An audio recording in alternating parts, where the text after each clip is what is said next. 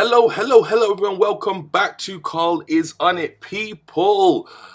Happy New Year. I can't believe this is the first official video that I'm posting, which is actually a video I did in 2022 when I engaged my wife to be at the time, which was my fiance. And basically this was me showing how I removed the head unit, the old face head unit. And I'm just using this as a guide basically for you guys who have not installed the head unit yet. This is basically what you got to do. There's two Torx screws there. You just remove the plastic trim, get the two Torx screws out, and then there's another there's other two by what holds the old display. Once you unscrew that, then you'll be able to remove the display, and then I'll show you the next part. But yeah, people, there's so much that has been going on. I owe you guys a massive explanation of what's been going on. There's probably at least 20 videos I need to put out there. The BMW is done.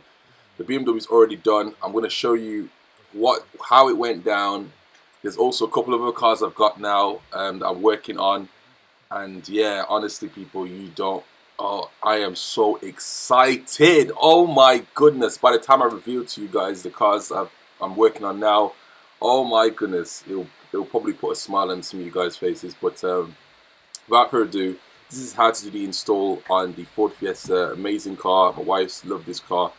And actually, I was even selling my other one. I couldn't believe to say this, but I was actually selling my Ford Fiesta. So honestly, I never thought that day would come where I had to sell the car that helped me hustle and save so much money. But yeah, it just had to be done in order. I think all it was just basically space to make moves for the next new cars. So you'll see. There we go. So there's Bluetooth, YouTube, Waze, and MP3. If you click on this, it shows you all the extra different apps. You've got boot, animation, that's Android. You can add different ones if you like into the car. A lot of people asking, how do you, when you change the unit, sometimes it changes the miles into like kilometers. So right now, obviously I've changed it back to miles. If you want to change that, you go to car settings. And you go all the way down to measuring unit. So there you go, MI and MPG. Hey. So I've also preset it to go straight into Waze whenever you start the car up. So I'll just come out from there.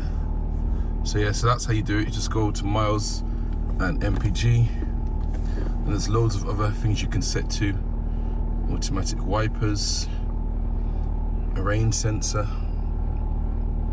one key to unlock, cycle, air conditioning, remote control on, off, automatic unlocking, remote unlocking, voice feedback, all these different settings you can actually do. Then you got your Waze maps as well, so that works good too. So steering wheel controls, do they work? Yes, they do. If you look, press the plus, you see it increases the volume, go minus, reduces it. You can also change the music as well by clicking on the right. If you press M right, that actually, you can cycle through different shortcuts, navi, music, video, phone. Phone is like Bluetooth, aux as well, radio. So if I want to go to Bluetooth, you go to phone, and then you let go, you don't touch it, and then it goes straight into your Bluetooth. So you can see Bluetooth works as well. You can see there's the Bluetooth symbol there. So that works too. So that's for my wife's settings, that's how she wants it. I'm not pairing my Bluetooth with it because there's no need to anyway. So this is actually, what I'm gonna do is with this one, I'm actually gonna swap it out with a new one. So right here, I've actually got an Apple Carplay version. So I've already taken it out already. And I'm not gonna show you how to install that because I've already done a video on installing this one already. So what I'm gonna do instead is just show you me putting it together possibly, and then afterwards doing a review on that as well. So let us get on with that. So I don't know if you guys got any other questions really. You guys have been saying do a review. So here's the review. Steering wheel, so if you want to set different things, like for instance volume, you click on it, then you press the thing. So if I click start, right, and I click on the volume, press the plus, there we go. So it's already set anyway, so there's no need, there's actually no need to do anything. everything is already set to how I wanted. So yeah, if your steering controls are not working, number one, check the pink wire when you take it out, and also number two, check key and SWC. So there's a wire for SWC and key, so make sure those two are wired together. Key 1, key 2, wire them both together, and then that should get your steering wheel control to work. If that doesn't work as well, you need to go into the actual setting itself that you need to go into, because sometimes when you get the units, they've not been pre-programmed with the exact car. So you got so many different lane assist, traction control as well. You can turn your traction control on, off. Oops, active braking. Let me turn it off. Sensitivity, blind area, ambient lighting, brightness. If you've got ambient lighting, like different specs of cars, see electric rear view, auto fold. There you go. If you've got folding mirrors, you just click on that, and that can, if you've got like the titanium package, Ford Fiesta. So what you do is you click on settings, right? And then you scroll down to car settings. Then you can go on to extra settings. Password is, I think it was 8888. There we go. And then you click on model choose. So you click on model choose, and then some cars will have, some head units, would have different settings. This one is already calibrated already, so you don't really need to do anything, but you would select the model of the car, like the year, the model, and then that way you should have steering wheel control to work from there as well. Loads of different settings. Logo setting, like from the start, you can set the logo to the Ford logo. Yeah, so that's everything really. So I'm gonna remove this head unit, and we're gonna go on to, also look, there's Navi application, so you can choose what you want to have as your navigation application. So if you want Google Maps, you choose Google Maps. If you want Waze, set as Waze. So whatever you set it to be, that it will be. So that is that as well. So that's everything. Yeah. Also, some of you probably asking, how would you get these colors to change and stuff like that? Go on 888 is the password. Then you go on to key light settings, and then you see how these are adjusting automatically. So it says whether to turn the color light for lights on. You can untick that, open light, and flicker key light switch. So if you flick all those off, it would stop going into different colors, and then you can just set which one you want, basically manually. Let's see how that works. This brightness level, so, and let's put blue. Save settings. That should flicker through. So if I turn the lights on, you can see that it now is on blue. If you don't want any lights on at all, just turn these all off and reduce the brightness completely, and that way it won't be flicking anymore. So obviously the lights are on. If your headlights are on, the headlights are on. So if you switch that off, that would also switch off as well. So yeah, I don't want to save that settings because I want to have the lights flicker and whatnot. So let's turn them all back on. So I like it flickering, it's quite nice. Gives that that ambient setting. Then you have loads of features you can do on this, to be honest. Also, I forgot to show that these buttons work as well. Click radio, it goes to radio.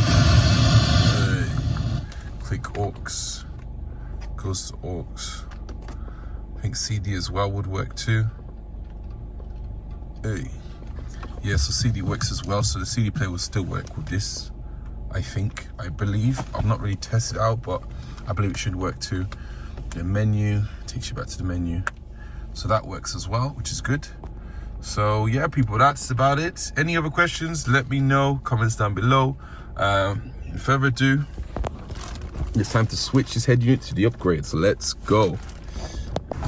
Now, this is the Android Auto and the Apple Carplay unit now. So this is the upgraded one. So it's a bit more quicker.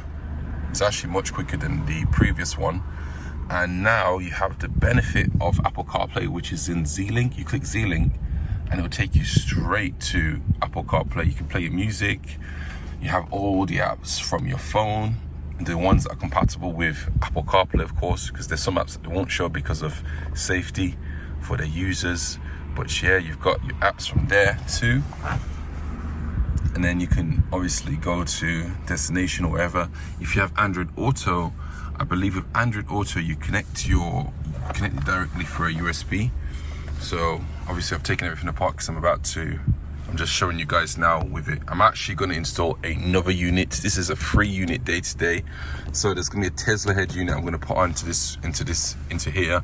So, but I'm showing you. So my wife has used this. Me and my wife have used this for about how many months now? Quite a few months now, and it's been really good. So I would actually recommend the Apple CarPlay, and that's why we upgraded to that one. But for me personally, I wanted to test out the Tesla one to see, you know, what it's like. So if you're thinking about, if you're concerned about this being too obstructive in the way, then probably the Tesla screen would be the best one to get. But as for my wife and me, as we've been driving this car, we've never had issues with it. It's been fine. It doesn't concern us in terms of the view. Obviously, it depends on how you position your seat and how high you raise it. But that's never been an issue for us. Feature-wise, you've got everything from the previous one, like for example, Bluetooth. You can go on different things. It won't show me too much because I'm currently I'm recording at the moment, so it won't show me everything. But you basically got your contacts. You can check your previous calls, your current music as well that you're playing to, and then also you can call people directly from here. And all these buttons work as well, people. Look, see the volume increases. Even steering functions as well work as well. So if I increase the volume, now watch, see, steering wheel control works too, which is good. And you click on these different modes, aux, radio, it'll take you directly to whatever you click on. CD, stop playing the song. And another thing I've noticed as well, people, is that the sound system is much more better. It's much more better because you have something called DSP, and look at that. You've got all these settings that you can use to adjust the sound system and make the sound even more crisp and clear. So there's Dolby, SRS, DTS. I like the Dolby one, it's nice. And then you can increase the bass, the frequency as well. Everything, so it's got so many adjustments. So sound system is so much better than the original aftermarket one. So one thing I would say, right, whenever you get this unit, and if your steering control don't work, go into the factory settings, right? Hit 888. Now pause it right there. Before you actually do that, make sure these wires are connected first before you even do that. It is an 8-pin plug, so make sure that plug is plugged in. And then go directly to, hopefully you guys can see because get closer. There we go. And then go directly to camber settings, and then make sure you set this. So some of them will be high wheels, some of them will be raised. So depending on what year it is, if you're 2009 one, it will probably be high wheel. If it's 2011, use raise, and then you set it to whatever year your Ford Fiesta is. So this is obviously 2009 plate Ford Fiesta. Then there's also the ones that are 2011 onwards. So they would probably be with the raise one. Go on raise, there we go.